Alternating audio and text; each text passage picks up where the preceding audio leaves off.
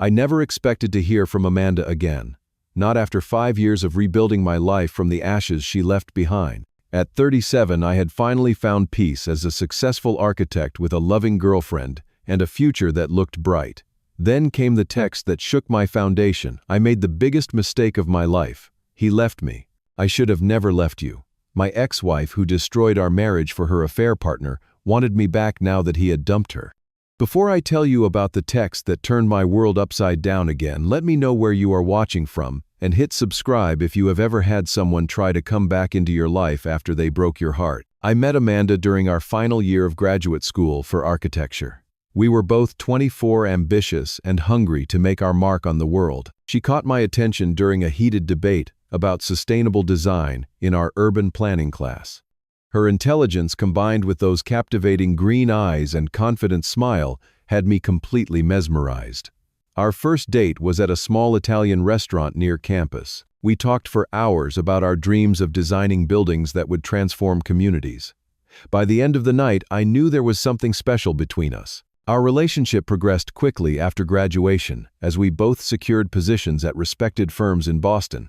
2 years later, I proposed during a weekend trip to Maine, presenting her with a vintage engagement ring that had belonged to my grandmother. Amanda cried when I asked her to be my wife, and 6 months later we were married in a ceremony surrounded by friends and family who believed as we did that we were perfect for each other. We purchased a fixer-upper Victorian house in a developing neighborhood. Weekends were spent tearing down walls, refinishing hardwood floors, and designing the perfect space together. Every nail hammered and every wall painted, felt like we were building not just a home but our future. Those early years were exhausting but beautiful. We would collapse into bed covered in paint or drywall dust, laughing about our amateur renovation mistakes. By our 5th anniversary, our careers were advancing steadily. I had been promoted to project manager at my architecture firm specializing in community-centered buildings. Amanda had moved from a smaller design company to the marketing department of Callaway International, a prestigious corporate development firm. Her new position came with a significant salary increase but also longer hours and frequent business trips. The first signs of trouble were subtle. Amanda began coming home later and later.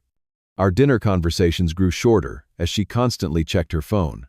Weekend renovation projects on our house were increasingly left to me alone as she attended essential networking events. When I suggested we take a vacation to reconnect, she said she could not possibly get away from work.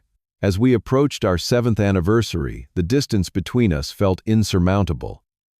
I tried everything to bridge the gap. I planned surprise date nights, left notes in her briefcase, even suggested marriage counseling. Amanda dismissed my concerns, blaming her distraction on work stress and accusing me of being needy and insecure. Then came the day that shattered everything. Amanda had left her laptop open when she rushed out for an emergency meeting on a Sunday. A message notification popped up on her screen. "Last night was amazing. I cannot stop thinking about you. Counting the hours until Chicago next week." The sender was Jackson Powell, her boss at Callaway International. With shaking hands, I clicked on the message. What I found was months of exchanges between them, filled with intimate details that cut through me like glass. Photos. Plans for their business trips that were actually romantic getaways. Complaints about me and our marriage. When Amanda returned home that evening, I was sitting in our darkened living room, her laptop open in front of me. She knew immediately from my face that everything had changed. How long, I asked, my voice barely recognizable. She did not deny it. Instead, she straightened her shoulders and said, 6 months. But emotionally longer. Why? The question sounded pathetic even to my own ears. "Jackson makes me feel alive," she replied, not a trace of remorse in her voice. "I have not been happy with you for years, Dillon. We got together too young. We settled." Within 3 days, she had packed her things and moved out. I later discovered she had transferred half of our savings to her personal account the day before I found the messages. She was already prepared to leave. The affair had simply been discovered before her planned exit. The weeks that followed were a blur of pain and humiliation. Our friends and family all knew she had left me for her boss. Some offered awkward sympathy, others disappeared from my life, uncomfortable with the messiness of our situation. I threw myself into work, but my concentration was shattered. Projects that once brought me joy now felt meaningless. Each night I returned to our half-renovated house, surrounded by unfinished projects we had started together. The kitchen cabinets we had planned to install, the back deck we had purchased materials for. All of it mocked me tangible reminders of a future that had evaporated. I started drinking too much. First just in the evenings, then earlier and earlier in the day. The mortgage on our home, once manageable with 2 incomes, became increasingly difficult to maintain. I took on freelance work, designing residential additions and renovations, but the extra hours only drove me further into isolation and exhaustion. 7 months after Amanda left, I was on the verge of losing everything we had built. The morning I hit rock bottom came 3 months after Amanda left. I woke up on the bathroom floor, still wearing my work clothes from the day before, surrounded by empty whiskey bottles. I had missed an important client presentation, and my phone showed 12 missed calls from my increasingly concerned boss. That same evening, my best friend Tyler let himself into the house using the spare key. He found me passed out again amid a sea of takeout containers and unwashed laundry. The intervention was not gentle. "You have 2 choices," he said after throwing me fully clothed into a cold shower. "Get help or lose everything. And I mean everything, Dillon. Your job, this house, your friends, maybe even your life if you keep going like this." The next day, Tyler drove me to my first appointment with Dr. Martin, a therapist specializing in trauma and betrayal. Those early sessions were brutal, forcing me to confront not just Amanda's betrayal but my own role in our failing marriage. Not the affair that was entirely her choice, but the warning signs I had ignored, the communication that had broken down from both sides. "Rebuilding is not just about getting over Amanda, Doctor," Martin explained. "It is about creating a life that is yours, not defined by your marriage or its end." The first practical step was selling the house. Every corner held memories, and the mortgage was draining my finances. I found a small apartment downtown closer to my office. The move was painful but necessary, like cutting away infected tissue to allow healthy growth. With Dr. Martin's guidance, I established new routines. Morning runs along the river, regular meals, weekly calls with my parents, who had been worried sick. I joined a local rock climbing gym, channeling my anger and pain into the physical challenge of scaling walls. The focus required for climbing left no room for ruminating on the past.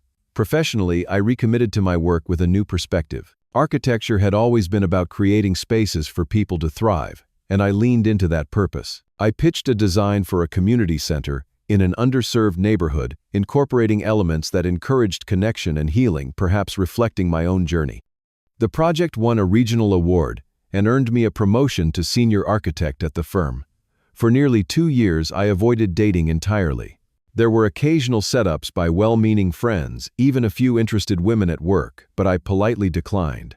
The idea of being vulnerable again seemed impossible. On the 3rd anniversary of my divorce, Tyler convinced me to attend a cookout at his cousin's place. "Just come be around normal people," he insisted. "No pressure, no expectations." That is where I met Sophia. She was not what I expected, not dressed to impress or overtly flirtatious like some of the women friends had tried to set me up with. In her simple sundress and with hair pulled back in a practical ponytail, she was helping Tyler's cousin wrangle 3 overexcited children. "She is a pediatric nurse," Tyler explained when he caught me watching her. "One of the most genuine people you will ever meet." Our conversation that day was brief, but something about her directness and warm laugh stayed with me. When Tyler mentioned another gathering the following weekend, I found myself looking forward to seeing her again. Sophia and I developed a friendship first. Coffee after her hospital shifts. Texts about books we were reading. A easy companionship that never felt forced. She knew about my divorce, not every painful detail, but enough to understand my hesitation. "I am not in a rush," she told me during a walk through the botanical gardens 6 months after we met. "Life is long and the good things are worth waiting for." Her patience allowed something fragile to grow between us. Our first kiss happened on a rainy evening when I walked her to her car after dinner. It felt like waking up after a long cold sleep. The relationship progressed slowly, intentionally. We had our first argument about holiday plans and worked through it with the kind of honest communication I had never experienced before. She had her own painful past, a broken engagement years before, and understood the courage it took to try again. At our 1-year anniversary dinner, looking at Sophia across the table, I realized something profound had shifted in me. The wound of Amanda's betrayal had finally scarred over. It would always be part of my story, but it no longer defined me or controlled my ability to love. I think I am falling in love with you, I told Sophia that night. She smiled, squeezing my hand. I think I fell for you about 6 months ago. I was just waiting for you to catch up. When Sophia's lease ended a few months later, she moved into my apartment. Together, we created a home that held no ghosts from my past. We talked about marriage as a possibility for our future, about children, about the life we might build together. For the first time in 5 years, I felt complete again, healed in ways I once thought impossible, until Amanda's text arrived, threatening to unravel everything I had so carefully rebuilt. It was an ordinary Tuesday. I was reviewing blueprints in my office when my phone buzzed with a message from a number I had deleted but still recognized instantly. My hands began shaking so badly I had to set the phone down on my desk. I made the biggest mistake of my life. He left me. I should have never left you. The message from Amanda hit me with physical force like a sudden drop in an elevator. My heart raced and nausea swept through me as 5 years of carefully constructed distance collapsed in an instant. I stared at those words for a full 5 minutes, unable to form a coherent thought. When a second message appeared, I nearly dropped the phone. Can we talk? Please, Dillon. I know I do not deserve it, but I need to see you. Memories flooded back. Amanda's laugh, the way she used to touch my face when we kissed. The devastating coldness in her eyes when she told me she was leaving. The half-empty closet. The wedding ring left on the bathroom counter. I showed the messages to Tyler over lunch, seeking perspective from the friend who had seen me through the worst of the aftermath. Delete them, he advised immediately. Nothing good can come from engaging with her. You have a great relationship with Sophia, a successful career. Why risk any of that? His advice was sound logical. Yet something I could not quite name pulled at me. Curiosity, unresolved anger. Perhaps some small weak part of me that still wanted validation from the woman who had deemed me insufficient years before. Against my better judgment, I agreed to meet Amanda for coffee, telling myself it would provide closure. I chose a cafe across town from my office and apartment, minimizing the chance of running into anyone I knew. She was already there. When I arrived, seated at a corner table. 5 years had changed her. She was thinner with faint lines around her eyes that had not been there before. But she was still beautiful in the way that familiar things are beautiful, triggering memories of a different life. Thank you for coming, she said, voice catching slightly. I was not sure you would. I am not sure why I did, I replied honestly, keeping my tone neutral as I took the seat across from her. Amanda wrapped her hands around her coffee mug knuckles, whitening. Jackson left me 3 weeks ago, she said without preamble, for his 26-year-old assistant. Apparently they have been seeing each other for months behind my back. The irony was not lost on me, but I found no satisfaction in her pain. I am sorry that happened to you, I said, and was surprised to realize I meant it. 5 years with him, she continued, eyes downcast. I gave up everything for him. Our marriage. My reputation. Even my position at the firm eventually when the relationship became problematic for the company image. She looked up, meeting my eyes. And then he did to me exactly what we did to you. Karma has a sense of humor, I said more bitterly than I intended.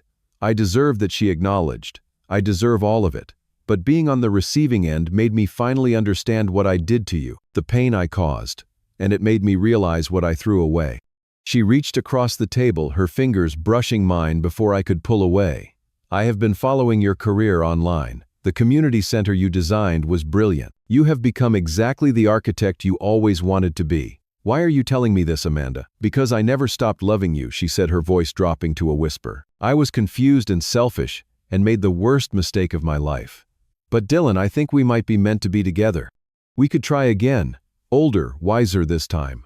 Something stirred in me that I had not expected, a dangerous mixture of old attraction and ancient pain. Her familiar scent, the way she tilted her head, the history between us, both good and terrible, created a confusing emotional cocktail. I am with someone now, I said firmly. Someone I love.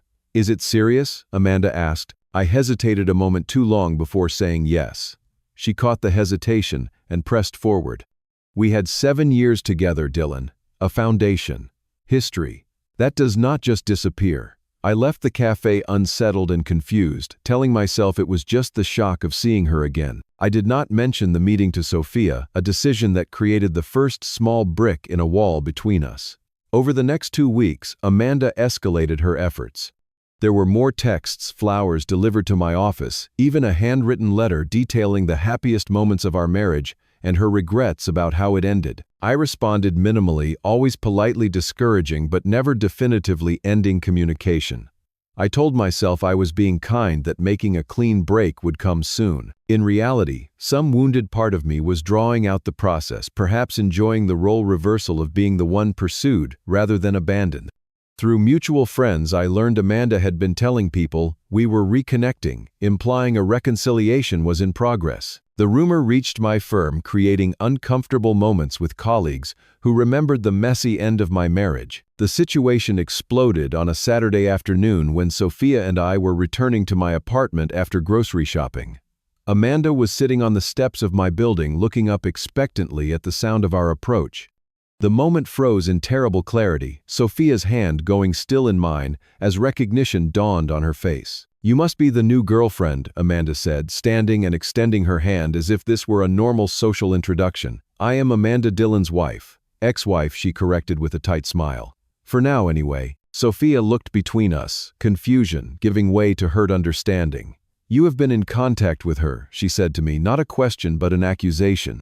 "It is not what it looks like." I began, the words sounding pathetically inadequate even to my own ears. "I just wanted to return some of his things I found while moving," Amanda interjected smoothly, holding up a small box I had never seen before. "We have been catching up a bit. Old friends and all that." "Friends," Sophia repeated flatly. "How interesting that you never mentioned these catch-ups to me." The conversation that followed in my apartment was painful and revealing. Amanda eventually left after I firmly told her to go, but the damage was done. Sophia listened to my explanations with growing distance in her eyes. "I need some space," she finally said, packing an overnight bag. "I am going to stay with my sister for a few days. I need to think about whether I can trust you, Dillon." As the door closed behind her, I felt the life I had rebuilt threatening to crumble all over again. That night alone in the apartment, Sophia and I had made into a home. I faced the truth I had been avoiding. I pulled out a box of old photographs I had kept from my marriage, spreading them across the coffee table. Amanda and me on our wedding day, both looking so young and certain. Snapshots from vacations, holiday gatherings, ordinary moments captured in time. I contrasted these with the more recent photos on my phone. Sophia and me hiking in the mountains, cooking dinner together, her head on my shoulder at a concert. The happiness in these images was quieter but deeper, built on mutual respect and genuine understanding rather than the passionate but unstable connection I had shared with Amanda. Why had I entertained Amanda's reappearance in my life even briefly? The answer came with uncomfortable clarity around 3 in the morning. It was never about still loving her. It was about finally being chosen by someone who had rejected me. It was the wounded part of my ego, seeking validation proof that I had been worthy all along. But Amanda had not returned because she suddenly recognized my worth. She had returned because her other option had failed. I was once again the safe backup plan, the security blanket, not the passionate choice. Just as I had been before. At dawn, I called Dr. Martin and scheduled an emergency session. 2 hours later, I sat in her familiar office explaining the situation with growing clarity as I spoke. "I do not love Amanda anymore," I concluded, the truth of it settling into my bones. "I love Sophia and the life we are building. I almost ruined that for some twisted sense of validation from someone who never truly valued me." "What will you do now?" Dr. Martin asked. "First, I need to completely cut contact with Amanda," I said. "Then I have to be completely honest with Sophia and hope she can forgive me." Back at my apartment, I crafted a final message to Amanda. "What we had is over. I have moved on, and you need to as well. Please, do not contact me again." I blocked her number, and every social media connection immediately afterward. A clean, decisive break that should have happened at the first message. That evening, I went to Sophia's sister's apartment with no expectations, only the truth. Sophia agreed to talk on the building's rooftop garden, her arms crossed protectively over her chest as I approached. I made a serious mistake. I began not making excuses. Amanda reached out after her relationship ended, and instead of immediately shutting it down, I agreed to meet her. "I did not tell you because I knew it would hurt you, and because some damaged part of me wanted to feel chosen by someone who once rejected me." I explained everything, including my realizations about why I had entertained Amanda's return. "I do not have feelings for her," I concluded, "but I betrayed your trust by hiding this from you, and I am deeply sorry." You deserve better than that, Sophia. You deserve complete honesty. She listened silently, her expression unreadable. When I finished, she finally spoke. Do you know what hurt the most? Not that you saw her, but that you hid it from me. We promised to talk through difficult things together. I know I said simply, I was wrong. I need to know something, she continued. Was there any moment when you considered going back to her, when you thought about choosing her over what we have? No, I answered truthfully. There was confusion, curiosity, maybe even some lingering attraction to the familiar. But not once did I consider giving up our relationship. You are not my backup plan or my safe choice, Sophia. You are my deliberate, wholehearted choice every single day. I need time, she said. And if we move forward, we need to rebuild trust. Complete transparency. Couples counseling, maybe. Whatever it takes, I promised. However long it takes. It took 3 weeks before Sophia moved back into our apartment. During that time, we met for carefully planned dates, attended 2 sessions with a couples therapist, and slowly rebuilt what had been damaged. The process was painful but strengthening, forcing us to develop deeper communication skills and clearer boundaries. 6 months later, I proposed to Sophia at the community center. I had designed the building that represented my professional rebirth after Amanda's betrayal. 1 year after that, we were married in a small ceremony attended by those who had truly supported us both. Through mutual connections, I heard Amanda had moved to Seattle for a fresh start. I wished her well in my thoughts, genuinely hoping she would find whatever she was searching for, but grateful our paths had diverged permanently. Looking back now, I recognize that sometimes people come back into our lives not because they have changed, but because their circumstances have. Amanda's return had nothing to do with newfound appreciation for me, and everything to do with her need for security after her plans collapsed. The greatest gift she unknowingly gave me was the opportunity to finally close that chapter completely and recognize the authentic love I had found with Sophia. True love is not about trying to recapture the past or fix old mistakes. It is about choosing someone every day and being chosen in return not out of convenience but out of genuine love and respect. Sometimes the most painful experiences teach us to recognize the real thing when it finally arrives. Have you ever been faced with the return of someone who hurt you? Share your experience in the comments below and how you handled the situation. Did you give them another chance or choose to move forward without them? Your stories might help someone facing a similar crossroads right now. If this story resonated with you, please like, subscribe, and share it with someone who might need this perspective. Remember, you deserve to be with someone who chooses you first, not as a last resort when other options fail. Thank you for listening to my journey, and I wish you the courage to choose what truly brings you peace and happiness.